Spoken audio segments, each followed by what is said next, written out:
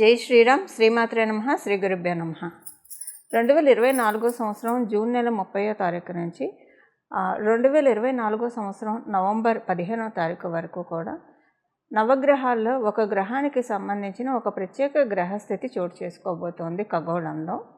ఆ ప్రత్యేక గ్రహస్థితి అందరి కర్మకారకుడైన శనీశ్వరుడు వల్ల ఏర్పడుతూ ఉంది. శనీశ్వరుడు వక్రిస్తూ ఉన్నాడు. 30వ తారీఖు నుంచి నవంబర్ 15వ తారీఖు వరకు వక్రగతిలో ఆయన ఉంటున్నాడు. వక్రగతిలో ఆయన ఉండడం వల్ల ద్వాదశ రాశుల వాళ్ళకి ఎలాంటి పరిణామాలు చోటు చేసుకోబోతున్నాయి? శుభ పరిణామాలు చోటు చేసుకోబోతున్నాయా, లేదా ఏదైనా విషయంలో జాగ్రత్తలు సూచిస్తుందా? ఇలాంటి తదితర విషయాలన్నీ కూడా ఒక మేజర్ ప్లానెట్స్ని మనం కన్సిడరేషన్లో తీసుకుంటాం. ఇప్పుడు శనీశ్వరుడు కానివ్వండి, గురుదేవుడు కానివ్వండి, రాహుకేతు దేవుళ్ళు కానివ్వండి, వీళ్ళు నలుగురు ఏదన్నా ప్రత్యేక గ్రహస్థితి అంటే ఇప్పుడు శనీశ్వరుడు గురు భగవానుడు వక్రంలోకి వెళ్ళిన రాశులు మారిన రాహు శనికేతులు వీళ్ళిద్దరూ రాశులు మారినా కూడా డెఫినెట్గా అదొక ప్రత్యేక ఇంపాక్ట్ ద్వాదశ రాశుల వాళ్ళకి, ద్వాదశ లగ్నాల వాళ్ళకి కూడా ఉంటుంది. అసలు ఆ ఇంపాక్ట్ ఏ విధంగా ఉండబోతుంది అన్న విషయాన్ని మనం చూద్దాము. ద్వాదశ రాశుల వాళ్ళకి అసలు శనీశ్వరుడు వక్రగతిలో ఉంటూ ఏ విధమైన స్పెషల్ సిగ్నిఫికెన్స్ని సూచిస్తున్నాడు, ఈ విషయాన్ని ముందు మనం ఒక్కసారి చూద్దాము. కుంభరాశిలో ఉండి స్వస్థానగతుడైన శనీశ్వరుడు వక్రగతిలోకి వెళ్తూ ఉన్నాడు. ఈ వక్రగతి ఆయనకి అంటే ఈ 2.5 సంవత్సరాలు, ఆయన ఒక్కొక్క రాశిలో 2.5 సంవత్సరాలు ఉంటారు, ఇది మనందరికీ తెలిసిందే. 2.5 సంవత్సరాల్లో ఆయన ఇవ్వాల్సినవి ఏదన్నా గుడ్ కర్మాస్ కానీ బ్యాడ్ కర్మాస్ కానీ జనరల్గా అయితే జన్మజాతకంలో ఏదైనా గ్రహం వక్రించి ఉంది అంటే పాస్ట్ లైఫ్లో ఏదైనా ఒక పని సగంలో ఆపేసామని కానివ్వండి, ఏదైనా ఒక డిజైర్ అన్ఫుల్ఫిల్డ్ డిజైర్స్ ఏమన్నా ఉన్నా కూడా ఆ గ్రహం వక్రగతిలోకి వెళ్తుంది. ఇది మనకి పరాశర సంహితలో ఉంది. అయితే గోచారంలో మరి వక్రగతిలోకి వెళ్తున్నప్పుడు ఇది వర్తమానం కదా, మరి అంటే భవిష్యత్తు కాలం కదా, వర్తమానం మనకి జరగబోయేది కదా. సో ఇందులో శనీశ్వరుడు వక్రగతిలోకి వెళ్తూ ఏ రకమైన ఇండికేషన్స్ని ద్వాదశ రాశుల వాళ్ళకి ఇస్తున్నారు? ఆయన ఎవరికైనా ఇప్పుడు కొన్ని రాశుల వాళ్ళకి ఆయన ప్రతికూలంగా ఉంటాడు, కొన్ని లగ్నాల వాళ్ళకి ఆయన ప్రతికూలంగా ఉంటాడు. ఆయన సవ్యగతిలో ఉన్నప్పుడు ఆ రాశులు ఆ లగ్నాల వాళ్ళకి ఆయన కొన్ని మహాదశలు జరుగుతున్న వాళ్ళకి కూడా ఆయన కొన్ని ప్రతికూల పరిస్థితులను ఇస్తూ ఉంటాడు. అలా ఇచ్చే పరిస్థితుల్లో ఆయన కొన్ని మంచి చేయడానికి ఆయన వెనక్కి రావడం జరుగుతుంది. ఎవరు ఆ రాశుల వాళ్ళు, ఆ లగ్నాల వాళ్ళు అంటే మేషరాశి వాళ్ళకి, అలాగే వృశ్చిక రాశి వాళ్ళకి.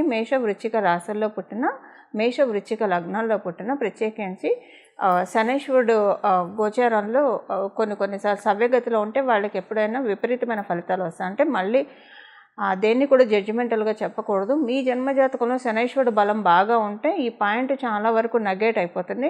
శనీశ్వరుడు బలం అంటే వృశ్చిక రాశుల్లో వృశ్చిక లగ్నాల్లో పుట్టిన వాళ్ళకి శనీశ్వరుడు బలం ఉంటే పర్వాలేదు, ఆయన సవ్యగతిలో ఉన్న ఇబ్బంది పెట్టాడు. ఆయన అపసవ్య మార్గాల్లో వెళ్తున్నప్పుడు, రెట్రోగ్రేడ్లో ఉన్నప్పుడు ఇంకా మంచి ఫలితాన్ని ఇస్తాడు. కుజమహాదశ ఎవరికైనా, ఇప్పుడు మంగళ దశ ఎవరికైనా జరుగుతూ ఉందనుకోండి, వాళ్ళకి కూడా సవ్యదశలో ఉన్నప్పుడు ఆయన సవ్యంగా సంచారం చేస్తున్నప్పుడు ఓకే, ఆయన మీ జన్మజాతకంలో శనీశ్వరుడు బలం ఉంటే ఇబ్బంది పెట్టడు, అలాగని పూర్తిగా మంచి కూడా చేయడు. కానీ వక్రగతిలో వెళ్ళేప్పుడు మీకు ఒకవేళ మంగళ దశ జరుగుతూ ఉందనుకోండి, చాలా మంచి ఫలితాన్ని, శుభ ఫలితాన్ని ఇస్తాడు ఆయన. సో ఇప్పుడు ఇంకొక చిన్న క్యాలిక్యులేషన్ చెప్పాలి ఇక్కడ మీకు. మీరు పుట్టినప్పుడు కనుక మీకు జన్మ శనిలో పుట్టిన, లేదా ఏలినాటి శనిలో పుట్టిన, అష్టమ శనిలో పుట్టిన, అర్ధాష్టమ శనిలో పుట్టినా కూడా ఈ ట్రాన్సిట్ మంచిగా చేస్తుంది. అంటే ఆయన ఇప్పుడు అష్టమ శని, అర్ధాష్టమ శని, ఏలినాటి శని మంచి రిజల్ట్స్ ఇస్తుంది. ఆయన వక్రగతిలోకి వెళ్ళినప్పుడు ఇంకా మంచి రిజల్ట్స్ ఇస్తుంది. అదే మీరు వృశ్చిక రాశి లగ్నాల్లో పుట్టి ప్రత్యేకించి వృశ్చిక రాశి వాళ్ళకి ఇప్పుడు అర్ధాష్టమ శని జరుగుతూ ఉంది. ఈ వక్రంలో వెళ్ళండి, ఈ పర్టికులర్ పీరియడ్ మీకు చాలా మంచి జరుగుతుంది. ఏదైనా పనులు పెండింగ్ ఉండి అవ్వకపోతే అవన్నీ జరుగుతాయి. అవన్నీ నేను రాశుల వారీగా చెప్తాను, బట్ జనరల్గా అవుట్లుక్ ఇస్తున్నాను. ఇది ఒకటి ఉంటుంది. సెకండ్, మీరు అసలు ఎలా తెలుసుకోవాలి మీరు పుట్టింది గోచారం, మీరు పుట్టినప్పుడు అష్టమ శనిలో పుట్టారా, అర్ధాష్టమ శనిలో పుట్టారా, ఏలినాటి శనిలో పుట్టారా? సహజంగా ఒక రఫ్ ఐడియా, ఎంత జన్మజాతకం తెలిసినా తెలియకపోయినా ఒక రఫ్ ఐడియా అయితే మీకు ఉంటుంది కదా. మీరు ఏ టైంలో ఏ ఇయర్లో పుట్టారన్న రఫ్ ఐడియా ఉంటుంది కదా. ఒకసారి గూగుల్ చేయండి. మీరు పుట్టినప్పుడు మీ రాశి వాళ్ళకి ఏలినాటి శని జరుగుతున్నా, అష్టమ శని జరుగుతున్నా, అర్ధాష్టమ శని జరుగుతుందా, అది ఒకసారి చూస్తే మీకు అసలు గోచారంలో శనైశ్వరుడు మీకు అష్టమ శని, అర్ధాష్టమ శని, ఏలినాటి శనిలో ఉంటే మీరు పుట్టడం కూడా అలా పుట్టితే కనుక చాలా మంచి ఫలితాలను ఇస్తాడు. సో కర్మకారకుడైన శనైశ్వరుడు వక్రగతిలోకి వెళ్తూ అందులో లాభస్థానంలో ఉంటూ ఆయన వక్రగతిలోకి వెళ్తున్నాడు. అంటే దశమ స్థానం మకర రాశి వైపు వెళ్తూ ఉన్నాడు. లాభస్థానంలో ఉంటూ కర్మస్థానం వైపు, దశమ స్థానం అంటే కర్మస్థానం వైపు ఆయన వక్రగతిలోకి వెళ్ళడం ఇప్పుడు ఒక్కొక్కళ్ళకి విడివిడిగా మీ రాశి వాళ్ళకి ఎలాంటి ఇంపాక్ట్ చూపించబోతుంది అన్న విషయాన్ని మనం ఒక్కసారి తెలుసుకుందాం. లాభస్థానంలో ఉంటూ వక్రం అంటే ఆయన 10వ స్థానంలోకి వెళ్తున్నారు. అంటే ద్వాదశ రాశుల వాళ్ళకి మీరు చేసే వృత్తి వ్యాపారాల్లో ఏదో ఒక యోగ్యతను, అంటే మీ యోగ్యతను అనుసరించి ఏదో ఒక మంచి మార్పు ఆయన తెచ్చిపెడతారు. ఇప్పుడు అందరూ చాలామంది మనకి కొంత పాపులేషను వర్కింగ్లో ఉంటారు, కొంత పాపులేషను బిజినెస్ చేస్తూ ఉంటారు, కొంత పాపులేషన్ ఫ్రీలాన్స్ వర్క్స్ చేస్తూ ఉంటారు. మీ అందరికీ ఓకే, ఏదో ఒక మీ యోగ్యతను అనుసరించి మీకు తగు ఫలితాలను ఆయన లాభస్థానంలో వక్రిస్తూ మీకు ప్రసాదిస్తాడు. అయితే ఇప్పుడు కొంతమంది గృహిణీలు ఉంటారు, సీనియర్ సిటిజన్స్ ఉంటారు. మరి వీళ్ళ మాట ఏంటి? చక్కగా గృహిణులుగా వాళ్ళ ధర్మాన్ని, వాళ్ళ కర్తవ్యాన్ని వాళ్ళు నిర్వర్తిస్తూ ఉంటారు. అలాగే సీనియర్ సిటిజన్స్ ఉంటారు. మరి వీళ్ళకి ఆయన అపసవ్య మార్గంలో వెళ్తూ ఏం చేస్తారంటే, సొసైటీలో మీకు ఒక మంచి పలుకుబడిని, ఉన్నతిని, అందరూ మిమ్మల్ని గుర్తించడము, అందరితోటి మంచి రిలేషన్ ఉండడము, అలాగే మీ ఇంట్లో ఉన్న వాళ్ళకి, గోచారంలో మీకు వచ్చింది కాబట్టి మీ ఇంట్లో ఉన్న వాళ్ళకి ఏదైనా ఒక ప్లస్ జరుగుతుంది. సో మీ ఇంట్లో ఉన్న వాళ్ళు, ఇప్పుడు సపోజ్ ఆడవాళ్ళు గృహిణులు అనుకోండి, మీ శ్రీవారు వర్కింగ్ అయితే వారికి కలిసి వస్తే మరి అవంతా మీకే కదండి, మీకు మీ పిల్లలకే కదా, సో మీ కుటుంబం వరకే కాబట్టి అలా మీకు సంతోషము, సౌభాగ్యము చేకూరుతుంది. అదే సీనియర్ సిటిజన్స్ అనుకోండి, మీ పిల్లలు వృత్తి వ్యాపారాల్లో బాగా రాణించారు అనుకోండి, తల్లిదండ్రులు పిల్లలు బాగా రాణిస్తుంటే అందరికంటే ఎక్కువగా ఆనందించే వాళ్ళలో ఫస్ట్ నిస్సందేహంగా తల్లిదండ్రులే ఉంటారు ఎవరికైనా. సో అది మీకు సంతోషదాయకమే కదా. ఇలా మీకు గృహిణులకే కావచ్చు, సీనియర్ సిటిజన్స్కే కావచ్చు, ఇలా మన ఫలితాలను అప్లికేబిలిటీ చేసుకోవాలి. అలా ఉద్యోగం కోసం కొంతమంది ఎదురు చూస్తూ ఉంటారు. వ్యాపారము స్టార్ట్ చేసి వాళ్ళకి చేసిన బిజినెస్ కలిసి రాక నైరాశ్యంతో ఎదురు చూస్తూ ఉంటారు. వీళ్ళందరికీ కూడా శనైశ్వరుడు ఏదో ఒక మంచి మార్పు తేబోతూ ఉన్నాడు. అవేంటో మీ రాశుల వారిగా ఇప్పుడు తెలుసుకుందాం. మిథున రాశిలో ఉన్న వాళ్ళకి శనైశ్వరుడు వక్రగతిలోకి వెళ్తూ, అందులో మీకు నవమ స్థానంలో అంటే లక్ష్మీ యోగాన్ని జనరల్గానే ఆయన ప్రసాదిస్తూ ఉన్నాడు. కుంభరాశిలోకి వచ్చినప్పటి నుంచి నవమ స్థానంలోకి వెళ్తూ ఆయన నవమ స్థానంలో ఉండి ఆయన వక్రగతిలోకి వెళ్తూ ఉన్నాడు. అంటే మీకు అష్టమం వైపు వెళ్తూ ఉన్నాడు. సో ఇక్కడ ఏంటంటే కొంచెము జాగ్రత్తగా ఉండాలి కొన్ని విషయాల్లో అనే సూచిస్తూ ఉన్నాడు. అయితే దీంట్లో ప్లస్ ఏంటో నేను ఒకసారి చెప్తాను మీకు.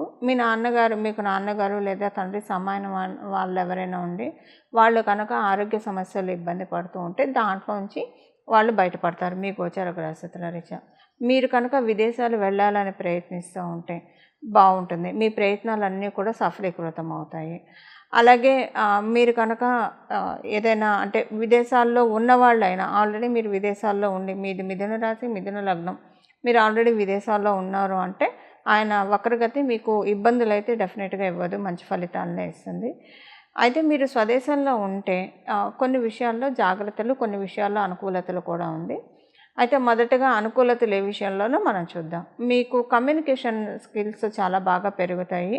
ఏదైనా విషయాన్ని మీరు కమ్యూనికేట్ చేయడానికి చాలా అనుకూలమైన సమయం. మీరు కమ్యూనికేటివ్ రిలేటెడ్ ఫీల్డ్స్లో ఉంటే కనుక చాలా ది బెస్ట్ టైం అని చెప్పాలి. ఇప్పుడు చాలా మంచి మార్పులు చూస్తారు. కమ్యూనికేటివ్ రిలేటెడ్ ఫీల్డ్స్లో ఉన్న, మీడియాలో ఉన్న, ప్రెస్లో ఉన్న, లేదా ఏదైనా కమ్యూనికేటివ్ రిలేటెడ్ ఫీల్డ్స్లో ఉంటే కనుక మీకు ఇది చాలా మంచి ట్రాన్సిట్. అలాగే మీకు ఏదైనా రుణభారాలు ఇలాంటివి ఏమైనా ఉంటే కనుక అవి తీరే విధంగా మీకు కొన్ని మంచి మార్పులు చోటు చేసుకుంటాయి ఈ ట్రాన్సిట్ వల్ల. రుణభారాలన్నీ కూడా నెమ్మదిగా 1 by 1 డిక్రీజ్ అవ్వడానికి, దానికి ఛాన్సెస్ చాలా చక్కగా ఉంది. రుణభారం కాకపోతే మాకు ఎలాంటి అప్పులు లేవండి అని అనుకుంటే కనుక మీకు ఏమన్నా ఎవరితోటైనా ఇబ్బందులు ఉన్నా లేదా మీకు మీరుగా ఇన్సెక్యూరిటీస్కి ఇలాంటి వాటికి లోనయ్యి ఇబ్బంది పడుతుంటే వాటి నుంచి బయటపడే శుభ సమయం ఇది. అయితే జాగ్రత్తలు ఏ విషయంలో సూచిస్తుందంటే ఒకే ఒక విషయంలో జాగ్రత్త మీకు చెప్పాలి. అదేంటంటే ఏదన్నా మీకు ఆపర్చునిటీ వచ్చే అవకాశం ఉంది. ఆపర్చునిటీ మీకు 3 టైమ్స్ వస్తుంది. భయంతోటో బెరుకు అంటే 3 టైమ్స్ కావచ్చు, ఒక టైం కావచ్చు. భయంతోటో బెరుకుతోటో ఇన్సెక్యూరిటీతోటో లేదా ఒక్కొక్కసారి ఇగ్నోరెన్స్ తోటో ఆపర్చునిటీ మీరు మిస్ చేసుకునే అవకాశం ఉంది. ఈ విషయంలో కొంచెం జాగ్రత్తగా ఉండాలి. వచ్చిన ఆపర్చునిటీని వచ్చినట్టు గ్రాప్ చేసుకొని తదనుగుణంగా వెళ్తే కనుక చాలా మంచి ఫలితాలు మీకు తటస్థిస్తాయి. ఇవి మిథున రాశిలో పుట్టిన వాళ్ళకి ఉన్న ఫలితాలు. మిథున లగ్నంలో పుట్టిన వాళ్ళకి కూడా ఈ ఫలితాలు ఆపాదిస్తాయి. చూసారు కదండి, మీ రాశి వాళ్ళకి శనీశ్వరుడు వక్రగతిలోకి వెళ్తూ ఎలాంటి ఫలితాన్ని ఇస్తూ ఉన్నాడో. అయితే ద్వాదశ రాశుల వాళ్ళకి, ద్వాదశ లగ్నాల వాళ్ళకి శనీశ్వరుడు మీకు యోగించే స్థితిలో ఉన్నా, యోగించే స్థితిలో లేకపోయినా, సపోజ్ మంగళ దశ జరిగే వాళ్ళకి మీకు శనీశ్వరుడు బలం బాగా జన్మజాతకంలో ఉంటే, ఆయన సవ్యగతిలో ఉంటే పెద్దగా ఇబ్బంది పెట్టడు. అపసవ్య మార్గంలో ఉంటే మటుకు మంచి ఫలితాన్ని ఇస్తాడు. అలాగంటే మీకు మంగళ మహాదశ జరుగుతూ ఉన్నా, మంగళ అంతర్దశ జరుగుతూ ఉన్నా ఈ పాయింట్ అప్లికేబిలిటీ ఉంటుంది. లేదా మీ జన్మజాతకంలో శనీశ్వరుడు మరియు మంగళ వీళ్ళిద్దరూ కలిసి కనుక ఉంటే అప్పుడు కూడా సేమ్ సిచ్యువేషన్ ఉంటుంది. ఆయన సవ్యగతిలో కంటే అపసవ్యగతిలో వెళ్ళినప్పుడే మంచి ఫలితాన్ని ఇస్తారు. సో ఇవన్నీ అసలు తెలిసినా తెలియకపోయినా శనీశ్వరుడు అపసవ్యగతి మీకు మంచి ఫలితాన్ని తెచ్చిపెట్టాలంటే అయితే ఇప్పుడు మనం ఏ పరిహారం చేయాలి? నేను మొదట చెప్పినట్లు ఇప్పుడు కొంతమంది నిరుద్యోగులు ఉంటారు, ఉద్యోగం కోసం ప్రయత్నిస్తూ ఉంటారు. అలాగే వ్యాపారంలో అభివృద్ధి సరిగ్గా లేకుండా బాధపడుతూ ఉంటారు. అంటే ఉద్యోగం చేస్తూ వాళ్ళ శ్రమని కూర్చి వాళ్ళ ఎఫర్ట్స్ని పెట్టేవాళ్ళు ఉంటారు. వ్యాపారం చేస్తూ వాళ్ళ ఎఫర్ట్స్ని పెట్టి వాళ్ళు ఉన్నంతలో సంతృప్తిగా ఉన్నవాళ్ళు ఉంటారు. ప్రయత్నాలు సఫలీకృతం కాక ఇబ్బంది పడుతున్న వాళ్ళు ఉంటారు. ఆల్రెడీ మీరు వృత్తి వ్యాపారాల్లో ఉంటే అందులో కలిసి వచ్చే విధంగా శనీశ్వరుడు ఇప్పుడు తోడ్పాటునిస్తాడు ఈ పరిహారం చేసుకుంటే, ఆయన వక్రగతిలో ఉన్నాడు కాబట్టి. అలాగే నిరుద్యోగులకి ఇప్పుడు ఈ పరిహారం బాగా ఉపయోగపడుతుంది. ఉద్యోగం తొందరగా రావడానికి ఆయన అంటే తల్లిదండ్రులకు ముద్దొచ్చినప్పుడే చంకెక్కాలి అన్నట్లు ఇప్పుడు ఆయన ఈ కరుణించే స్టేజ్లో ఉన్నాడు కాబట్టి పరిహారాలు చేసుకోవడం వల్ల, చిన్న పరిహారాలు చేసుకోవడం వల్ల వెంటనే ఆయన స్వతరంగా వరాల్ని ప్రసాదిస్తాడు. అది నిరుద్యోగులకు ఉద్యోగం రావడానికి బాసట అవుతుంది ఈ పరిహారము. అలాగే ఇప్పుడు వ్యాపారం పెట్టి అస్సలు ముందుకు సాగాక చాలామంది ఇబ్బంది పడుతూ ఉంటారు. ల్యాండ్ సేల్కి పెట్టి ముందుకు సాగాక ఇబ్బంది పడుతూ ఉంటారు. ఏదైనా భూమి కొనాలి, కొంతమంది డబ్బులు కట్టేసి ఉంటారు కానీ ఆ ప్రాపర్టీ కన్స్ట్రక్షన్ మటుకు పూర్తిగా కాదు, అలా ఇబ్బంది పడేవాళ్ళు ఉంటారు. స్థలం లేదా ఇల్లు కొనుక్కోలేక ఇబ్బంది పడుతూ ఉన్నవాళ్ళు, అంటే ఈ ప్రయత్నాల్లో ఉన్న వాళ్ళ వరకు మాత్రమే ఈ ప్రయత్నాల్లో ఉన్నవాళ్ళు ఈ పరిహారం చేసుకోవడం వల్ల వాళ్ళకి కూడా అవన్నీ సఫలీకృతం అవుతాయి. ఇప్పుడు మనం పరిహారానికి వెళ్దాము. ఈ పరిహారం ద్వాదశ రాశుల వాళ్ళకి, ద్వాదశ లగ్నాల వాళ్ళకి అందరికీ కలిపి ఒకటే పరిహారం ఉంటుంది. ప్రతిరోజు భాగవతంలోని గజేంద్ర మోక్ష ఘట్టం చదవడం, వినడం ఇది చేస్తే కనుక మన జీవితంలో ఉన్న కష్టాల నుంచి, దుఃఖాల నుంచి భగవంతుడు కృష్ణ పరమాత్ముడు మనల్ని గట్టెక్కిస్తాడు. ఈ గజేంద్ర మోక్షము మీరు చదవడం, మీకు బాగా చదివే అలవాటు ఉన్న వాళ్ళైతే చదివేసుకోండి హాయిగా, లేదా వినడానికైనా ప్రయత్నించండి ప్రతిరోజు.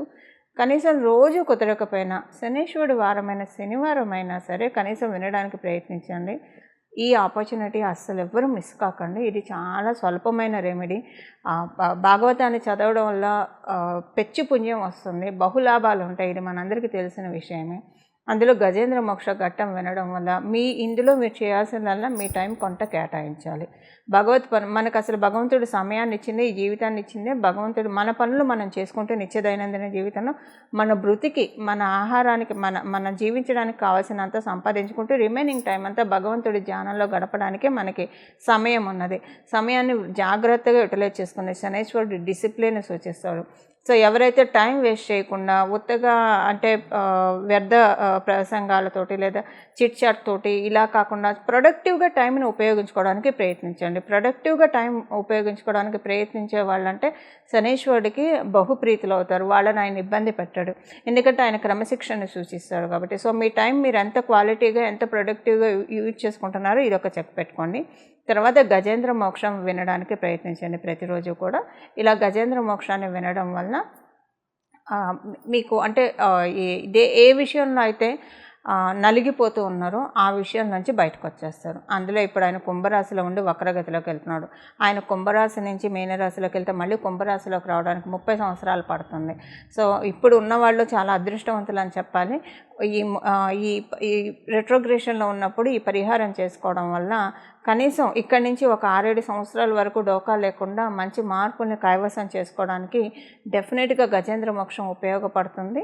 ఇలా గజేంద్ర మోక్షాన్ని మీరు ప్రతిరోజు చదవడం వినడం, రోజు కుదరని వాళ్ళు కనీసం శనివారం పూట వినడానికైతే వితౌట్ ఎనీ ఫెయిల్ ప్రయత్నించండి. ఆ పెరుమాళ్ళ ఆశీస్సులు మీరు అందరూ అందుకుంటారని చెప్పి తద్వారా అందుకోవాలని చెప్పి నేను కూడా ప్రార్థిస్తూ మీ అందరి తరఫున వాసుదేవుని ప్రార్థిస్తూ మంగళం. నమో భగవతే వాసుదేవాయ.